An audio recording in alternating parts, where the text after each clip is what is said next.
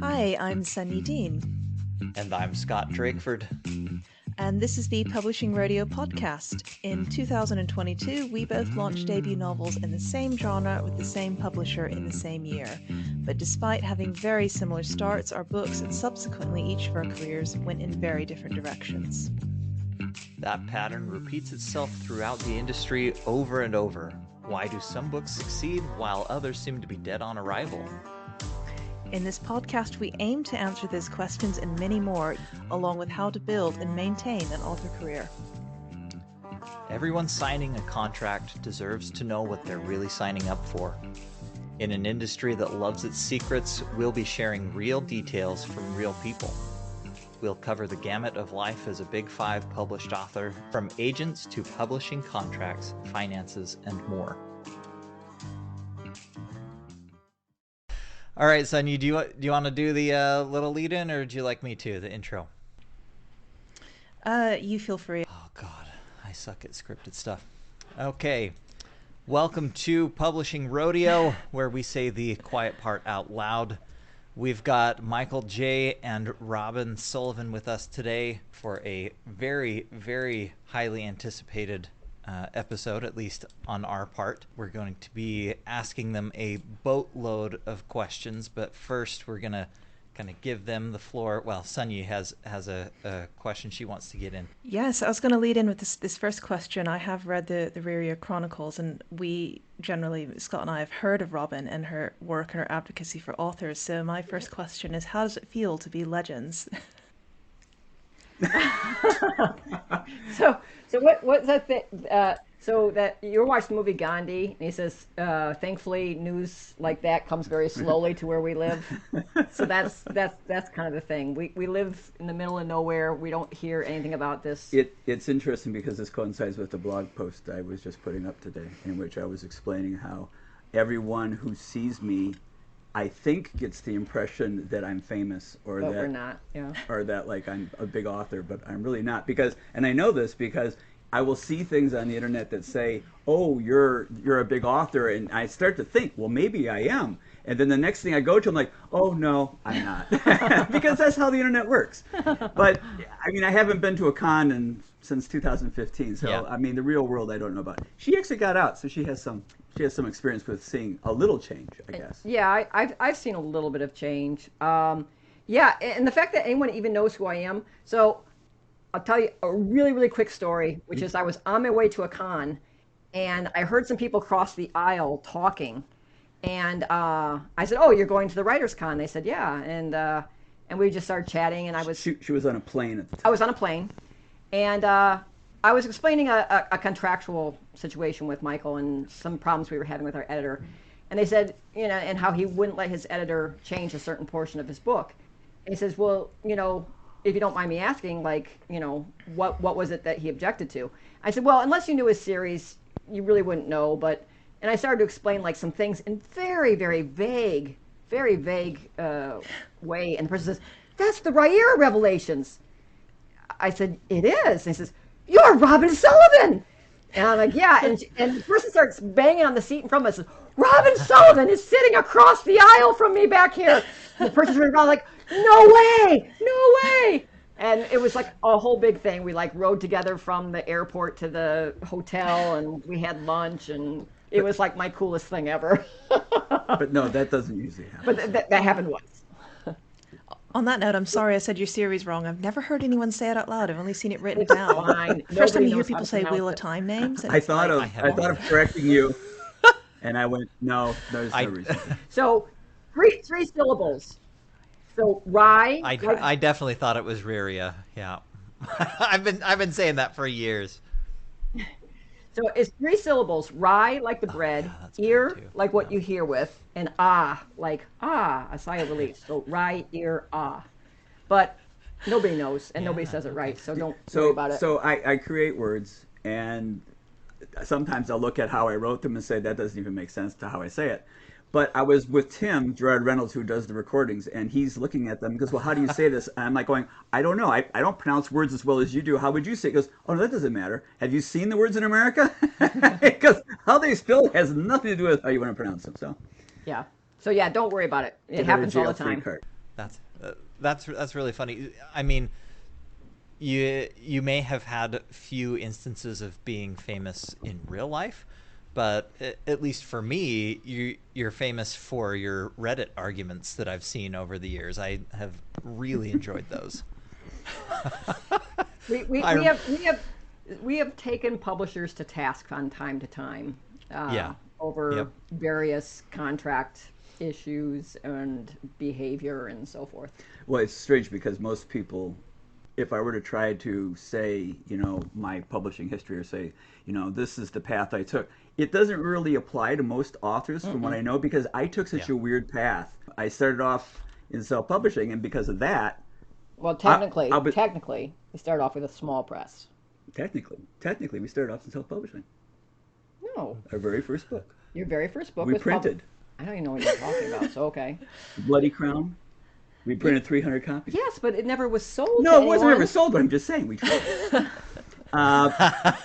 Okay, let me explain. That sounds like self-publishing for most of us, yeah. When I got done with the books, we tried shopping around, didn't get anywhere. So no, he tried shopping it around and didn't get anywhere. And then I took over and I got him an agent. You got me an agent. Yes. And the agent shopped it to all the big houses and no one was interested. And so then the agent said, well, why don't you try, some of the small presses? And I said, okay. And she said, well, you don't need us for small presses, just do it on your own. And so I started doing some query letters. But while I was doing that, I also was learning about self-publishing. And this was long before there was a Kindle. This was when you literally sold stuff on the trunk of your car. So I learned all about self-publishing, and I had printed up like 200 ARCs of his first book. And then I checked my email, which I hadn't checked for months, and this very small publisher in Minnesota said, hey, I would like to publish your book. And I was like, damn, I just figured all this self-publishing stuff out. But we did sign with that with that small publisher. How much money did we make with them? None. How much money did we pay them? I'm going to say it kind of broke even. So they were well-intentioned, but not the best of businessmen. And we saw Mike's books go out of stock on Amazon. And the way I had the contract written, when the books went out of print, the rights reverted. So I was very anxious. I was like, contract's over. We get to get the rights back. And long story short, he wasn't paying his warehousing fees. So the warehouse was holding all the books hostage. They weren't letting them out. So in the dead of winter, we went and got a U-Haul, and we bought from the warehouse at rock bottom prices something like 1,300 of his books to free up the warehousing fees, because we paid his warehousing fees. We did it in trade for books, and then the rest of his books got printed. This is the part of the movie where you see the music montage and us driving this rickety U-Haul in the winter going to Ohio. It was snowing. It was in Ohio. And those books did eventually sell out. And that's when we started self-publishing, is after we got the rights back for that. So you sold those 1,300 yourselves? Yes. Yeah. That you went and liberated from a warehouse. that we yes. Okay. Just making sure I got those details straight. There's also a side tangent I should get into, is the fact that our publisher did not want to do ebooks. Yeah, they did not want to do ebooks. Because it was brand new, and they figured it was going to cut into the sales of their print books. So they were just totally against it. So Robin, being Robin, said, okay, we will absolutely do that and just tell you about it later. And she did. And so what did you do? Well, so I did the ebooks. And I said, I will share with you the ebook royalties, but you got to first pay us the print royalties, which they never had. Yeah, so it kind of broke. It kind of broke even, because we kind of got the ebook money and they got the print money, and then we paid for their warehousing fee. But now to get back to what I actually was planning to say, was that because we had been self-publishing and because we had done pretty well self-publishing, in fact, we were doing rather well. When I went to the big publishers, or Robin... Oh, suddenly everybody wants to talk to us, right? But not only that, I didn't have the same experience that your average startup aspiring writer would have going in and saying, please buy my book. Mine was like, I don't know, I'm not really sure I want to sell you my book. And that was a completely different dynamic, specifically back in 2010 when this was going on, because no author would ever refuse a six-figure deal for their first trilogy. I mean, it wasn't, or like a trilogy. Yeah. It wasn't going to happen. They didn't realize that because they didn't realize who I am, and I'm just not that kind of person. Yeah. What was really interesting was, so we knew some traditional publishing people, and we were at some conventions, and we're saying, yeah, well, we got this deal from Orbit. It was a preempt deal. Okay, $130,000 for 3 books. And everyone's like, well, you take that. Absolutely, you're going to take that. I said, yeah, I don't know, because we're doing pretty well with self-publishing and this and that. And they're like, well, like, how many books are you selling a month? And I'm like, well, about 8,000 to 10,000 books a month. And they're like, 8,000 to 10,000 books? Do not sign that contract, like, Yeah. Because they were selling at $4.99 and $6.99 a piece, so we were making like really good money. And when I did the calculations, I kind of ran the numbers. I said, Mike, I think if we sign this contract, we'll probably lose about $250,000. And Mike said, no, we're going to sign the contract. He said, I don't care about the money. I said, well, I kind of care about the money. Yeah. And he's like, no, because he says, okay, well, show me the store I can go to and pay $250,000 and get the stamp of approval that traditional publishing will give me. And I said, okay. Basically, you're right. You can't spend that money and get the kind of advertising that you would get going to traditional. It's really weird because many of the things that we've done, like Kickstarters or getting traditionally published, has nothing to do with running a Kickstarter or getting traditionally published. It has to do with basically advertising. Yeah. When I went through a traditional publisher, I probably tripled my reader base. Yeah. And when I went to Kickstarter, I opened up a whole new realm. And most people say, oh, you went to Kickstarter for that. But no, actually, we had no idea that when you go to Kickstarter, you get a whole new readership. Yeah. That you wouldn't, because most of the people who bought my books were not my readers. Yeah, they were new. They were new to Michael's. And the same stories. is true with traditional publishing. Because when you look on the also boughts, it would switch, because I had already been selling at a higher price point. So therefore, I was being picked up with the other people at the same price point. But also, traditionally published put me on that market again, even higher. So yeah. Yeah, and it turned out we didn't lose that money because we got a lot of foreign sales. Yeah, there were a few things we didn't know. Yeah. Which was another good reason to go traditional, because we learned a whole lot of stuff by doing that. We learned a lot of stuff by doing it. So, So this book that you first sold to Orbit, I know that's the Raier Revelations, right? Yeah. But that's not the same book. Say Raiera. There we go. There you go. Ah, nailed it. I saw right you now, there's a holding up bunch of 3 people watching this saying, "That's not how I say it. That's I say there you go. Raiera." There's a bunch of people right now watching this going, who is this guy? Yeah. Well, if they're saying that about you, they're definitely saying that about me. But that, just so I'm clear on that, that's not the same book, or is the same book that you had with a small publisher and had to liberate from a warehouse, sold them on your own, and that's okay. So those books were picked up by Orbit. Orbit's plan for them was to put them out very, very quickly, which they did. They put them out in November, December, and January. Which at the time I thought, this is showing like how cool they are and how savvy they are. And then I realized, this just means they don't have to advertise. They didn't have to spend advertising money for us like every year. They only had to do it once. In listening to your podcast, the impression I get is that publishing can be very capricious. It's kind of like the flip of the coin of like who gets like the good stuff and who gets the bad stuff. Well, we got the bad stuff. One of the biggest problems about traditional publishing is when you go in and when you sign the contract, you never know what your experience is going to be. Like Sun Yi, like obviously they had you on the fast track for like big splash, right? That is very hard to get. Like most people aren't going to get that. So like hoping for that is like, that's a little bit of a pipe dream. But like what most of us mere mortals get, like we did get a good advance, but we got nothing else. I mean, like the covers were not spectacular in any way. It was interesting because we know this now because we also then went over to Del Rey. Yeah. And there's a huge difference between publishers. You wouldn't necessarily know this if you had never been published or if you'd only been published through one group. But they would not... I'm actually surprised they allowed me to rename the books when they combined them into omnibuses. Yeah. I actually was able to be the person who titled those, which was good. That was like the only thing we got. But I mean, we made a lot of suggestions as to the cover art, and none of that was actually listened to. Yeah. So the good news is, for those aspiring writers who might be listening, when you go to a publisher and they say, and there's always these nightmares stories that I was told, was like, oh my God, they made me cut 30,000 words, and they made me take this character out or change this character. And that happened. They came to me with a terrible list of all these changes. And I contacted my agent and I said, am I supposed to be expected to make these changes? And she said, no, those are suggestions. And I went, yeah, they're like suggestions as in do it or else. But this is okay because we hadn't actually signed the contract yet, which is why I was asking. And they said, no, they're really just suggestions. They said, oh, good, because I'm not making any of them except for 4. Which mirrored the changes that 70,000 readers had fed back to me over the course of 2 years. They had read it, they all had these same problems, so I made those changes.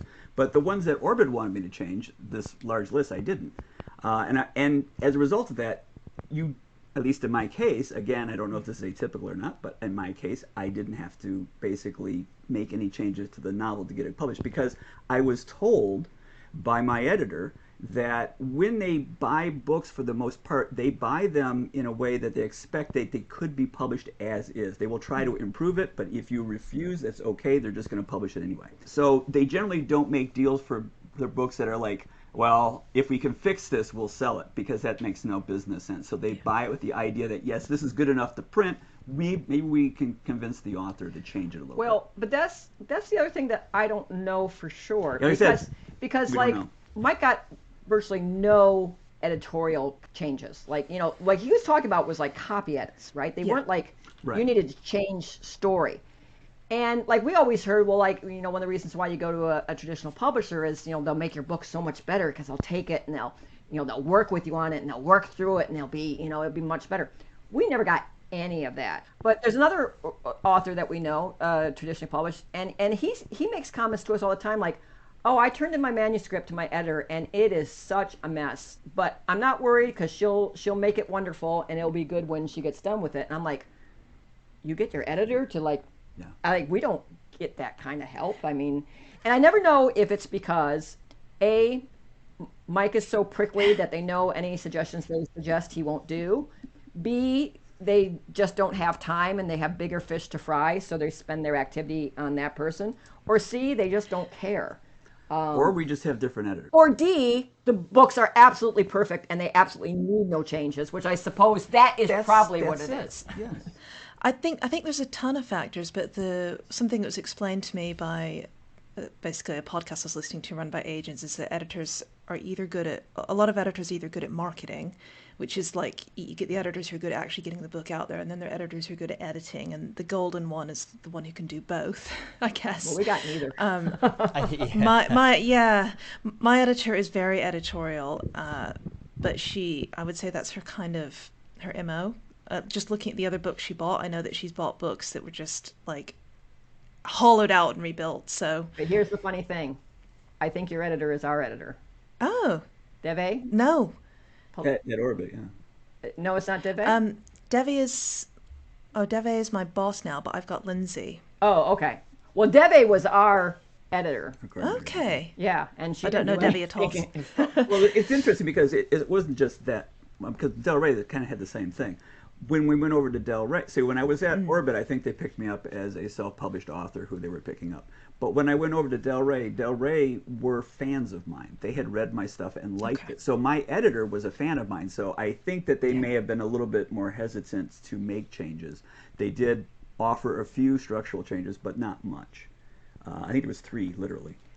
Well, I don't know how other editors work, really, because I've only got experience in mine, but basically Tor and Harper collude kind of like parents behind the doors, and they come back to me with an edit letter, and it's just a list of things that work and don't work, and they leave the solutions up to me. But they are long. Like the first edit letter I got from Tor was 11 single-spaced pages. It was massive. Yeah, we had literally 3 changes from Del Rey. Yeah, and that's crazy. But on the subject of editors, Sonia, you mentioned marketing and editing. I think there's a third category that editors hold down, at least today, and at least from what I've been able to see, and that's project management. And Actually, they spent a some lot of of them time are, on project management. yeah, yeah, they do. My experience has been. From what I can tell, they're primarily project managers. Yes. Yes. Exactly. And the other two are kind of side jobs, and if you get that aspect from them, then great. And Sunyi's being modest. She actually knows quite a few authors, and I think has heard a lot about different editors. And I've been in that world a little bit as well, hearing from different authors about how their experience with their editors has gone. And I do think that's a little bit atypical to not get any feedback or very little feedback. Very little. But I think part of it was though, okay? And this is the thing I was talking about, how when you sign, you really don't know what you're going to get, I mean, Yes. I think they looked at Yes. Michael, and this was when self-publishing was kind of like fresh and stuff, and some people were kind of making it in self-publishing, and they thought of it, this is just easy money, right? Like, we're just going to take it, we're going to spend very little money on it, we're going to spend very little money editing it, we're going to spend very little time on the covers, and we're just going to put it out there, and we're going to see if it flies, which I can understand from a business perspective, and I can be okay with. The problem I have is when it sticks, which it did. I mean, it was clear, like we earned out our 6-figure advance in 9 months, right? A lot of people would be very happy with that. So when it came time for the next contract, you would expect, okay, let's see a little more leaven coming our way. And they came in with an offer that was lower than the first. And I was more than peeved, I would say. And, I told my agent, I said, well, you can tell them to take that contract. And she said, well, let me work on them a little bit. And I really kind of regret that I allowed her to work on a little bit. But so, here was the first, so I made them pay a premium for spitting in my face, essentially. And did it work? It did, and It worked in a way. It worked in a sense that, yes, she got the more money, but in retrospect, she would have preferred to have not had a deal at all. Absolutely. And the reason why we did the deal was, you're always kind of thinking about like how the author branding and how you're perceived. And we thought, well, we had one contract, and then we went directly back to self-publishing. Then the story would be, oh, Michael Sullivan couldn't cut it in traditional publishing, and he had to slink back to self-publishing, right? So I took that second contract because it was only 2 books. And here's the really interesting thing. I mean, you guys all know the way series work, right? Like, the first book gets the most money because it has the most readers, and a lot of people will follow to book 2, but it's going to be a little bit less than book 1, and there's going to be a little fall off between book 2 and book 3, and a little bit of fall off between book 3 and book 4. So, and they were the big publisher, right? With all the power, with all the distribution, with all the libraries and everything, right? So first 2 books, they're going to make the most money, right? Well, on books 3 and 4, books 1 and 2 have made about 200,000 apiece, approximately. Books 3 and 4 have made like 450,000 apiece. So I've made more than double on books 3 and 4 than I did on books 1 and 2. That, I mean, is that because of a different royalty structure? Is that because... Yes, sir. You make a lot more per book when you're self-publishing. I mean, you're literally, well, and there are a couple of things, right? So Orbit, in their ultimate wisdom, thought the trade paperback was the only thing that Mike could do well in, right? That's just, he is a trade paperback author. In fact, when it came time, because there was an option clause, when his third series came up, Orbit says, well, like, what are you looking for this third series? I says, I'm looking for one thing and one thing only. I want hardcovers followed by a trade paperback release. And they said, well, we will not do that. He is a paperback author. He will continue to be a paperback author. That's all we will offer. And I will well, then we have satisfied the option clause. Goodbye. So when Mike wrote this next series, I was done with traditional publishing. But then Del Rey came in and backed up a big truck of money, you know, and they said, of course we're going to do it in hardcover. And I did my calculations, you know, I'm never going to earn out this advance. I'm never going to earn out this advance. And the only way you make really good money in traditional publishing is don't earn out your advance, right? Because then, you know, kind of the money is kind of equal, right? Because it gets out of whack so quickly. So I was like, okay, so I won't earn out my advance. Great, you know, let's do this. I earned out that goddamn advance, and I was, but I like Del Rey a lot. It was very fun because Del Rey treated us well. What we didn't know was there's a huge difference. I don't know if it's just a cultural difference to the fact that Random House Penguin Random House is a bigger publisher. But I remember when they actually had me go to 3 different conventions, and they called us up, and Robin's like, we have a problem Yeah. because you have us booked at this panel at the convention on such and such time, and we don't know if we can get a taxi from the airport to the convention in time. And they said, but ma'am, We're sending a car for we're you. sending a car. Like, well, of course you're sending a car. Why wouldn't you send a car? And then they're like, would you like us to send you send a car to your home to get you to the airport? And at the time we were living in Metro DC, and so we had Metro, and we would always take the Metro to the airport. And we're like, Of course. well, normally we would just take the Metro, and we're like, well, you know, it might be kind of nice. And, you know, the nice big black car shows up with its water in the back and its paper and its mints. And, Yeah, the morning paper there. It was fun. It was. And the driver's telling us about how he just brought in Steven Spielberg or something into town. I'm like, oh, yeah, he was nothing compared to me. Yeah. You'll remember. No, That's really interesting. Someday Sun Yun's going to say, you know, he's a legendary author, and it'll all be worth it. Del Rey treated us much better than Orbit did. They let us have input into the covers. They didn't dink with, you know, they gave us an editor, and this copy editor was not in sync with Mike's writing style. And so, like, I'm looking at it, I'm like, Mike's going to stet that. He's going to stet that. Yeah, all those will be stet. No, he's not going to do that. And I went to them, and I said, look, I know how the business works, right? You get like one copy edit. You've already paid money to this person. But Mike is just not going to make these changes. And what concerns me is that there are things that are wrong that do need to be made that haven't worked with this. And it's not that this was a bad editor. He just had a different style. And he was just... It's interesting because when I started writing, Robin was my alpha editor from the very beginning. And we had a lot of problems because I was trying to do things that she was having conflict with. Over the years, she's gotten used to how I write. She knows what I'm doing. Oh, yeah, I knew exactly what he was not going to agree to. And then I had an editor who, again, didn't know what I was wanting. And we trained her over many years. Her name was Linda, and still is. She hasn't changed it. No. And so... So we asked him, we said, you know, we've been working with Linda for years. Can we just have Linda do it? I said, I'll even pay for it because you've already paid for the editor. I'll pay for it. They said, no, we'll pay for it. And they let Linda edit, and then they hired her for all the rest of the books. And when we asked them that we wanted Mark Simonetti as the cover artist, they went, absolutely. Yeah. And when we said, this is great, except that we want better topography on it, they said they worked on it. And they came back and forth with new things, and they would say, how's this? And they would say, how's this? And they would say, how's this? And finally said, yes, that's good. Yeah. So it was much better experience. And again, I think that was, you know, the publishers all have their idea.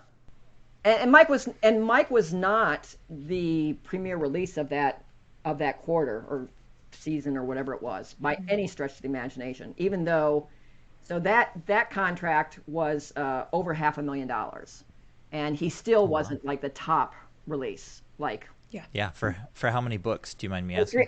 Well, it was 5,000. It was 5,000 for 5,000. 500,000. 540,000, $135,000 a book for 4 books. Now, oh, wow, cool. When That's it came time to negotiate the last 2 books of the series, I said, you know, and the very important thing to know about that was only for ebook and print. There were no audio rights on there. because I sold the audio rights first. And that was one of the smartest things I ever did, because I could never break the audio rights free. All my publishers required the audio rights, required the audio rights, but they weren't paying anything for them. So I sold the audio rights first, fully knowing that it may squash any possibility of traditional publishing in the future. And Del Rey picked up those 4 books without the audio rights. And then it came time to do the negotiation for the last 2 books. And I said, I just want to remind you, the audio rights are gone. And they're like, ruh-roh, that's a huge problem. They said their corporate has made a decision, and they cannot, no matter who, no matter what, no matter where, they cannot offer without audio rights. And I was like, okay, fine. So we'll do the last 2. And then we took one step further, which is, it was a 6-book series. And I said, these books really break down. It's almost like 2 trilogies that are like kind of smushed together. And it says breaking it up 4 and 2 really isn't going to be good. Can I buy back book 4 for $135,000? And they said, sure. And so I bought it back for $135,000.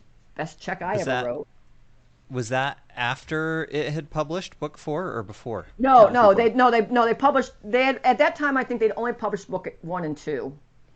Got it. And I said, could I buy back book 4?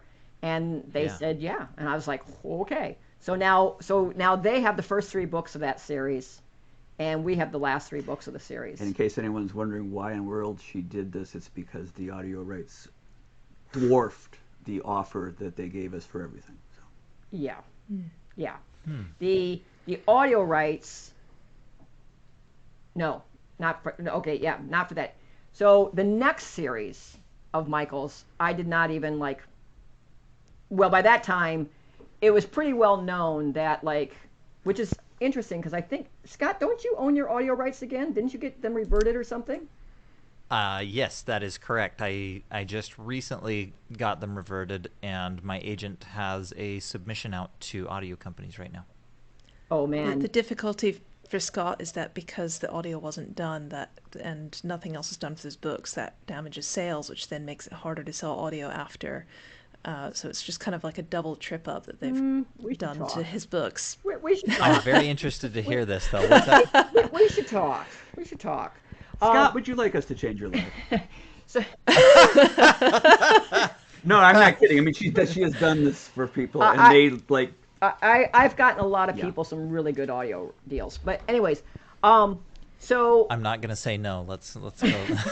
But yeah. So anyways, but by then I was truly done. Like, honest to goodness, absolutely done with traditional publishing. Even though Del Rey treated me well, and I knew that I would be done anyways because you're kind of an odd liar, Scott, because usually audio rights, I mean, that's where the publishers are really got their claws in. They're like, if we don't get audio rights, we need the audio rights. Scott, you're not an odd liar. You're an outlier.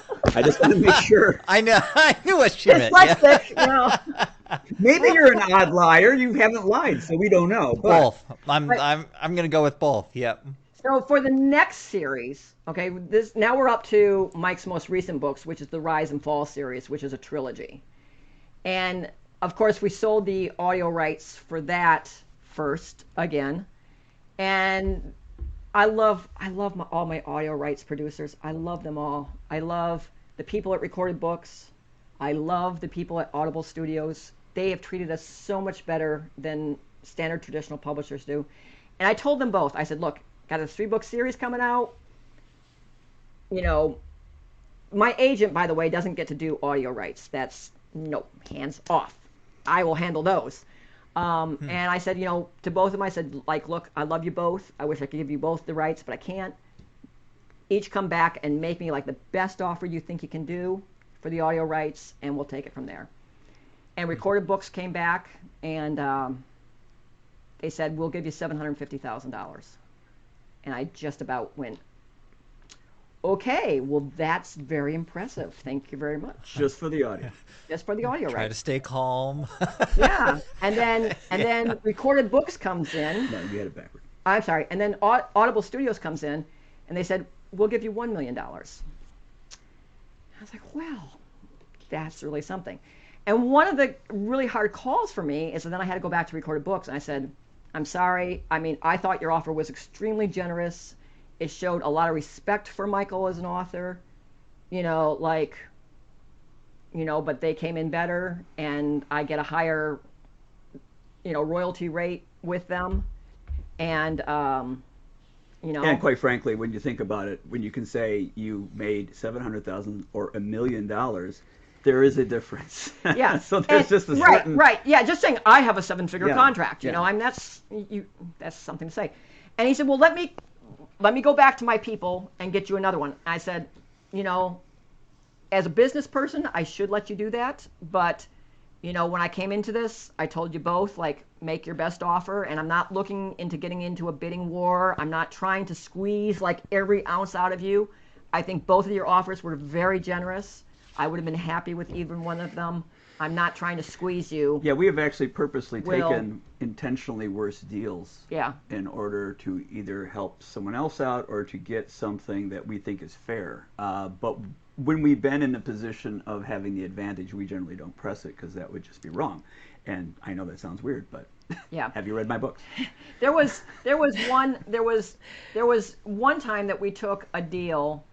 We had 2 offers, and we should have, from a monetary standpoint, we should have taken deal 2, but we took deal 1 because they were going to pay our narrator a lot more. They basically said, we will go back and we will double the salary of your narrator, not only for these books, but for all the books he's recorded of yours in the past. And this is a result of that night we had been explaining that and we were both actually very upset that Tim was making so little off of the books that we were unhappy about that. So when they purposely came back and said we're going to retroactively double his salary, double the salary, I went, wow, okay, these people are listening to me. I feel that they're showing me a great deal of respect. So even though the other person was offering me more money, I felt that they deserved it. Yeah, I mean, they really were showing me that they cared about us and they cared about Tim. The audio people like us. Let's just put it that way. Tim has a very long commute into the city for a recording, and we were coming to town for the recording, and I wanted to take Tim out to dinner, so I got Tim a hotel room, and because for him to go out to dinner with us would then be a hardship, because then he'd have a long drive back home and then come in early in the studio.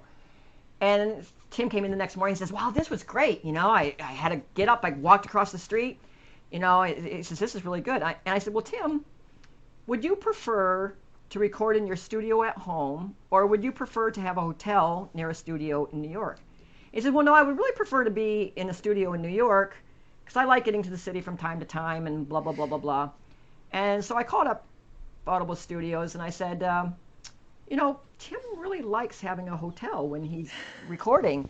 And they said, yeah, I'm sure he does, but we kind of don't do that. And I said, oh, no, I understand, but Tim really likes having a hotel room near the recording, and it would really make me very happy if Tim were happy. And they're like, okay, we'll get him a hotel room for the city.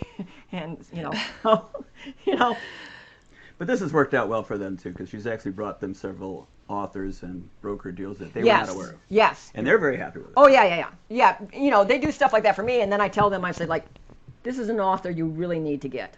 And they make him, they go to make him. They haven't offered you a job. They go to make him an offer, and I'm like, that offer isn't going to cut it. You're going to have to up it, So I've gotten some people some really good audio. They really deals. should offer you a job. I mean, how many other people could they get that are married to a legend? That's true. There you go. Oh, you need to start taking both a commissions. legend.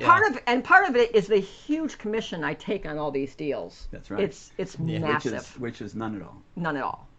In case you didn't catch this, in case you haven't seen this in every other interview with us, we never take money from anyone. From authors, yeah. I teach authors. She helps authors with and trains them how to do publishing, but we never ask. We never take money. We refuse it. It's so bad that I went to a Writer's Digest seminar where I was teaching classes for them, and it wasn't until I found out that they were actually charging the students that I stopped doing it. Yeah. But Oh, wow.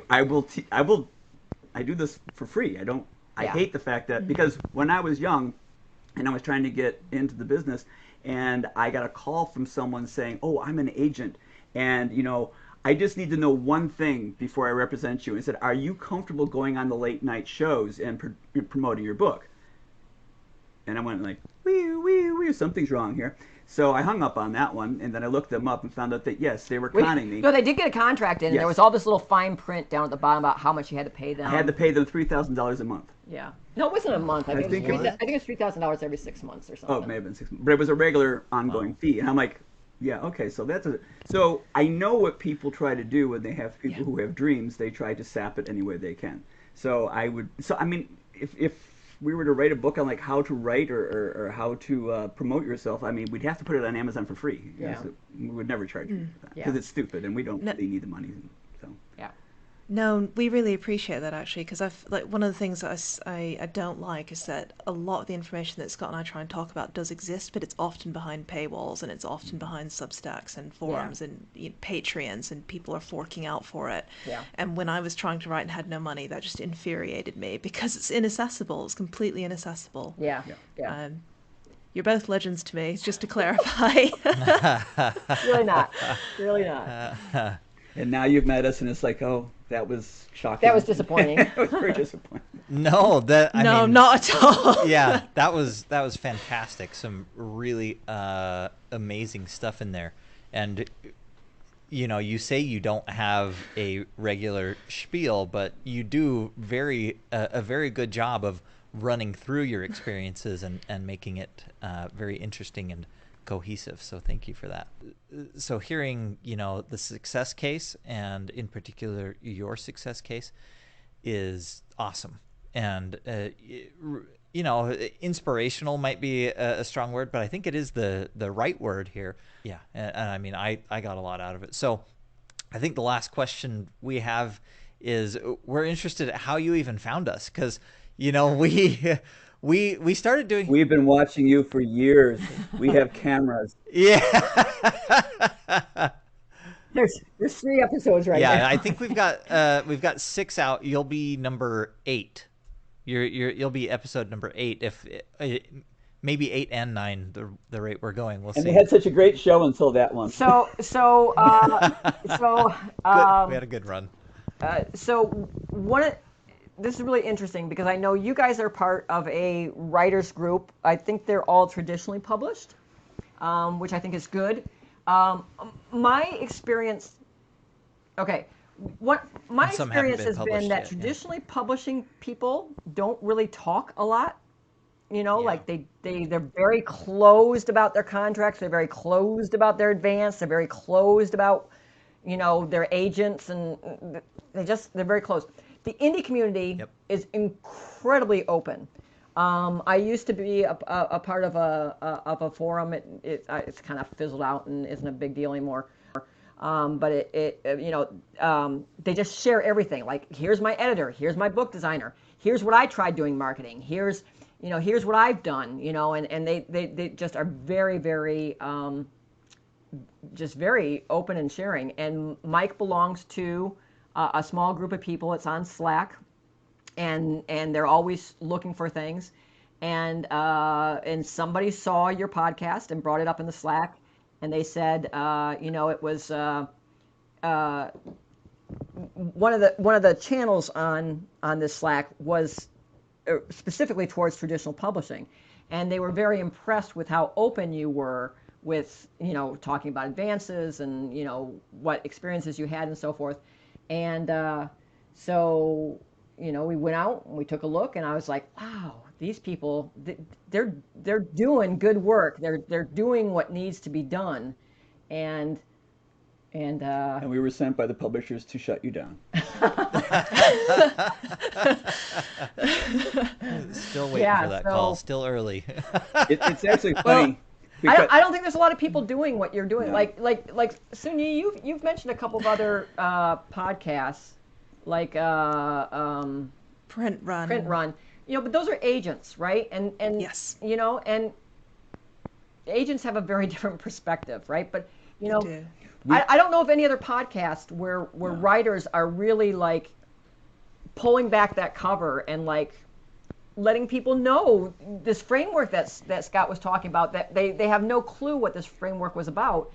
And by what you're doing, you're starting to show, you know, what happens behind the scenes. And we were at a it's very good. convention once where a brand new author had her debut novel, and we were traditionally published, and they were giving her a good push. She got a lot more attention than And we we did. tried, Robin tried to give her some pointers, and she was just not interested because one of the things she said was to be more I'll go get active them. on Sorry, Goodreads. Sissy, I'm in a meeting. And unfortunately,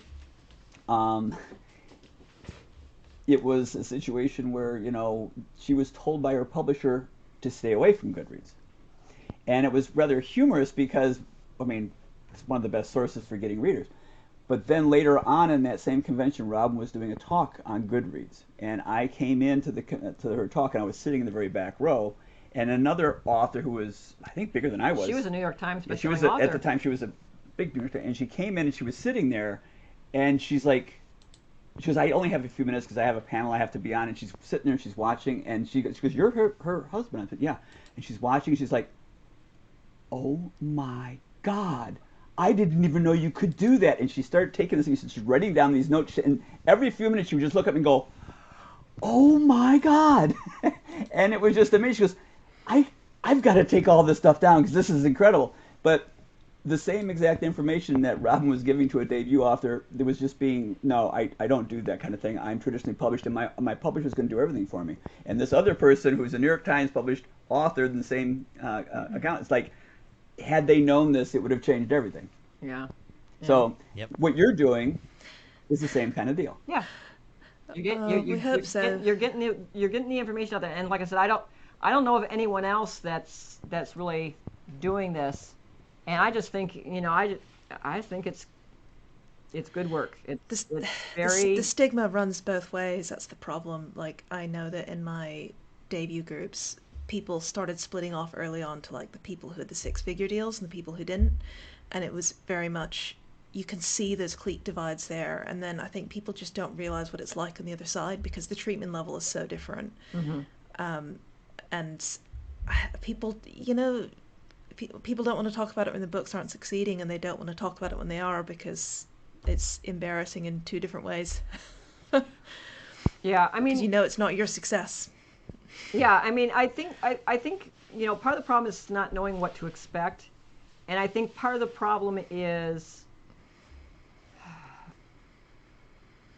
there is a huge disparity in power between author and publisher. And whenever you're involved in a business where the disparity in power is so great, it can't help not be like not equitable, right? Like, you have people who their dream is to be published. Like, that's my dream. And in such an environment where you're dealing in people's dreams, it's just really easy for them to accept any like crappy contract that comes by, that to take whatever crappy treatment you get because, you know, like, they'll do anything to achieve. On the other hand, they gave you your dream, you know. So yeah, you know, and all I can say is whether you're traditional or whether you're self-published, you know, just you are the only one who's going to be responsible for your success, and you are the only one who's going to be responsible for your failure, right? Absolutely. You can fail by quitting and giving up and slinking off.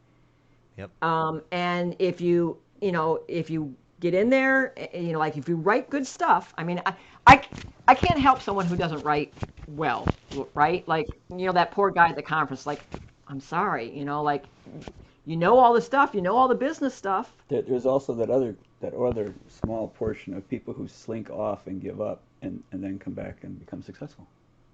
Who would do such a thing? No one would do such a thing. That's crazy. Just saying, it happens. Yeah, it's crazy. So never too late, right? Never too late. Never too late. Well, that's fantastic. We're glad you did find us because this was an awesome conversation, and I mean, it was. Thank you. yeah, we're glad just to have met you. Generally, this was fantastic. Should we wrap it there for now, Sunyi? Yeah, my daughter keeps asking me for a snack, so go get her one. Sounds good. Well, Michael and Robin, thanks so much, and thanks for the kind words. Thanks for everything you bring to the not just to the podcast, but to the industry. It's a big deal. Yes. We appreciate it so much, and thanks for restoring Scott's hope in the future. We'll see. We'll see. Well, thanks for making us feel as if we haven't completely wasted our lives. So Scott, here's Yeah. the very important thing you need to know, right? Yes, ma'am. When Michael was where you are now, i.e., with the number of books out and whatever, you are miles further than he was. Miles and miles and miles further than he was. So keep that in mind, right? Like, Yeah. keep that in mind. Well, I appreciate okay? that. He doesn't think I'm doing that well, so that doesn't help. Yeah. I mean, I've said online so he can get interviews. That's what they're doing. I'd have to do a lot of math to get from the money I've made to the money you've made in this industry. So, yeah, I'd trade if you want. Yeah, okay, but but Mike just finished his 20th novel. Yeah, 20th, for sure. 21st novel. Okay, so Yeah. it doesn't happen overnight. And let me tell you It doesn't happen this. overnight. When you talk to your niece or your sister-in-law, whose niece wants to be an author, Yeah. and you say to them, Oh, yeah? well, if you'd like some advice, I'd be happy to help you. And they said, no. This is a true story. They said, no. She wants to be a real author. My sister's daughter now wants to be a writer. And I said, well, when she gets something ready that she wants, that she thinks is good, we'll send it to Mike, and he can help her out, and he can give her some pointers. It's like, oh, no, that's not necessary. No, Ireland wants to be a real writer. So now you understand why I'm not actually a legendary famous author. Yeah. Because literally people in my own when your family. sister-in-law doesn't think you're good enough to coach their daughter, then you're not a legend. So imagine what the internet does to you. We're even getting family secrets out here now.